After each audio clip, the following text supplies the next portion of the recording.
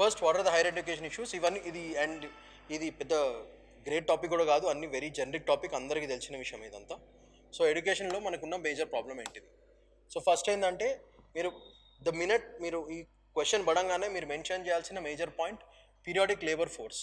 అది చాలా చాలా important term. Sorry, periodic labour force survey PLFS పరంగా employment rate among graduates is very very higher. Employment rate ఎక్కువ ఉంది కానీ ఎంప్లాయబిలిటీ దొరకట్లేదు. అంటే జనాలు పనిచేయడానికి రెడీగా ఉన్నారు కానీ చాలా తక్కువ ఉన్నారు. డెవలపింగ్ కంట్రీస్లో అందరితో కంపేర్ చేస్తే ఇండియాది చాలా చాలా తక్కువ ఉంది with respect employability. That is a problem because of low skills.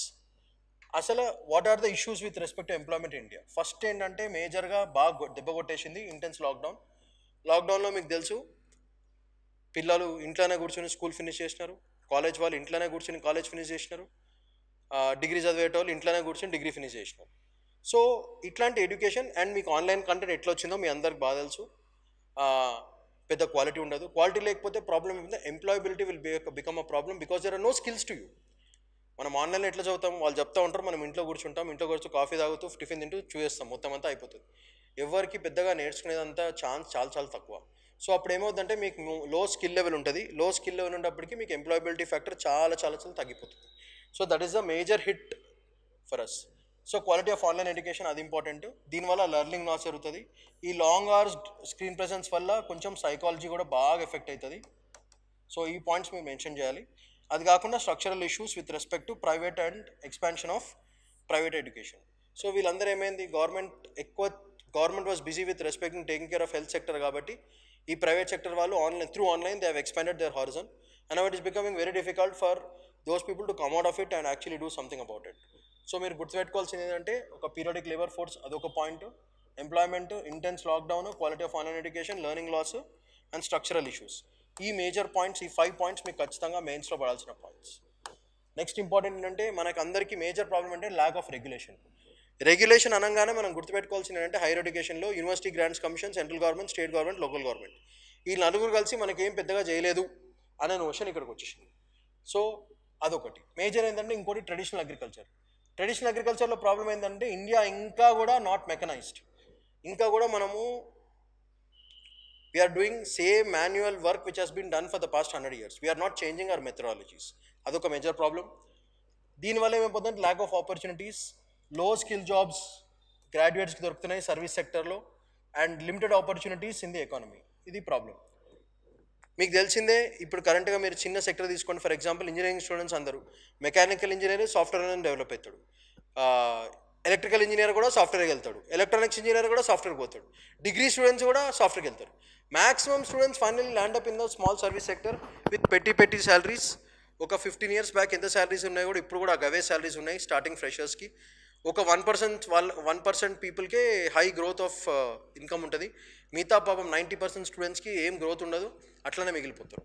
So అదొకటి. పబ్లిక్ ప్రైవేట్ ఇంబ్యాలెన్స్, R&D మనకి చాలా చాలా తక్కువ. That is a major problem. మీరు అబ్జర్వ్ చేసుకుంటే India spends only about 0.7%, less than 1% of GDP. ఒక developing country like South Korea is spending about 4%. ఇక US, ఇక UK వీలైతే చెప్పద్దు. They spend loads and loads of money on research and development. అందుకే the innovative skills and there is a lot of encouragement from the government side and the public private sector to innovate lot of things. Israel అయితే మీరు చెప్పద్దు, the kind of innovation and the kind of structures they have, అదొకటి. And limited scope for research. యూనివర్సిటీస్కి ఏమో research చేయడానికి ఏం చేయాలన్నా సరే ఫైనల్గా పైసలు కావాలి, ఆ ఫండింగ్ దొరకక యూనివర్సిటీలో రీసెర్చ్ ఆపేసినారు. ఇంకో మేజర్ ఫ్యాక్టర్ అంటే లో ఫీమేల్ లేబర్ ఫోర్స్. ఇది కూడా చాలా చాలా ఇంపార్టెంట్ పాయింట్ మీరు మెన్షన్. సో ఈ స్లైడ్లో మీరు మెన్షన్ చేయాల్సిందంటే ట్రెడిషనల్ అగ్రికల్చర్, ఆపర్చునిటీస్ లేకపోవడం, లో R&D research and limited scope of research, public private partnership తక్కువ అండ్ లో ఫీమేల్ రిప్రజెంటేషన్స్. ఈ 6 పాయింట్స్ మీరు ఖచ్చితంగా ఎగ్జామ్లో మెన్షన్ చేయాలి పాయింట్స్.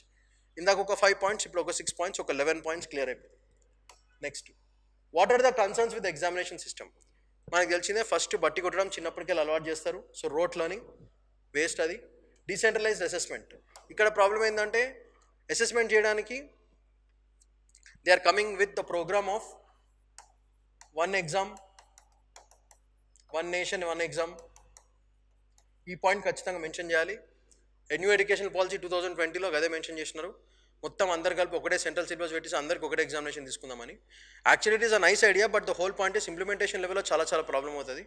ఎందుకంటే డిఫరెంట్ ప్లేసెస్లో different people, different education structures, different pedagogical structures, teaching styles మారిపోతాయి, సొసైటీ మారిపోతాయి, అన్నీ మారిపోతాయి.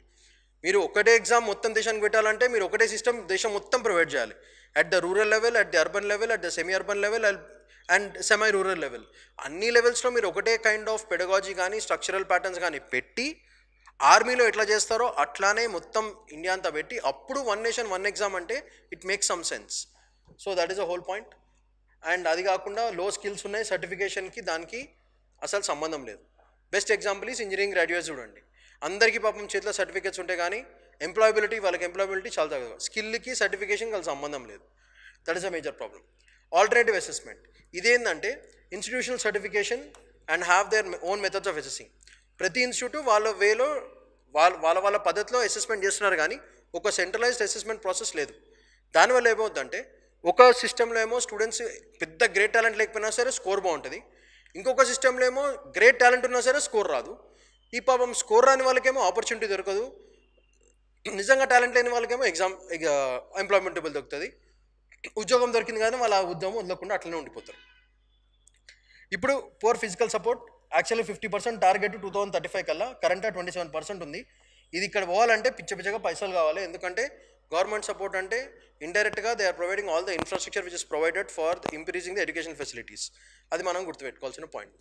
నెక్స్ట్ పూర్ ఫిజికల్ సపోర్ట్ అది రాసింది కదా. న్యూ ఎడ్యుకేషన్ పాలసీ మీకు చెప్పాను కదా, one nation one examination. So these are all the points that you have to mention. What is the solution? మీరు సొల్యూషన్లో మేజర్గా ఒక 5 పాయింట్స్ రాస్తే చాలు. యూనివర్సిటీస్ ఫండింగ్ ఇవ్వాలి ఫస్ట్. నెక్స్ట్ క్లాస్ 10 క్లాస్ 12 స్టూడెంట్స్కి వొకేషనల్ కోచింగ్ ఇవ్వాలి. ఎందుకంటే వీళ్ళ కనుక ట్రైనింగ్ ఇస్తే worst case scenario they will do those vocational thing and at least they will be able to take care of their families. దా పరంగా చాలా చాలా important. Next India should have dedicated industrial policy, manufacturing strategy and economic development. ఈ మూడింటిని relate చేస్తూ మనం ఎడ్యుకేషన్ని link చేసుకుంటే అప్పుడు చదివిన దానికి ఎక్కడైనా సరే ఎంప్లాయబిలిటీ ఫ్యాక్టర్ పెరుగుతుంది. మ్యానుఫ్యాక్చరింగ్ సెక్టర్ ఒకటి వైపు వెళ్ళిపోయి నీ చదువు వేరే వైపు వెళ్ళిపోయింది అనుకో, దానికి లింక్ లేక యూ విల్ బికమ్ అన్ఎంప్లాయబుల్. యూత్ని వాడుకునే ఛాన్స్ లేదు. మనకున్న గ్రేటెస్ట్ పొటెన్షియల్ ఏంటిది? 3/4 ఆఫ్ ద పాపులేషన్ యూత్. కానీ వాళ్ళందరికీ ఎంప్లాయ్మెంట్ ఇవ్వగలగాలి అంటే దే షుడ్ బి ఎంప్లాయబుల్. అంటే వాళ్ళకి ఆ స్కిల్ ఉండాలి. ఈ స్కిల్ ఉండాలంటే ఫస్ట్ చదువులోనే స్టార్ట్ చేయాలి. అదంతా through education only the skills have to develop. అవి జరగకుండా నువ్వు మ్యానుఫ్యాక్చరింగ్ సెక్టర్ ఎట్లా ఇంక్రీజ్ అవుతుంది? Even today the manufacturing sector in India is very less. మనం ఇంకా సర్వీస్ సెక్టర్ మీద డిపెండ్ అవుతున్నాము. If you want to become a develop nation, end of the day you have to depend on manufacturing. World should depend on your products. అలా జరగాలంటే you should make your youth more skilful.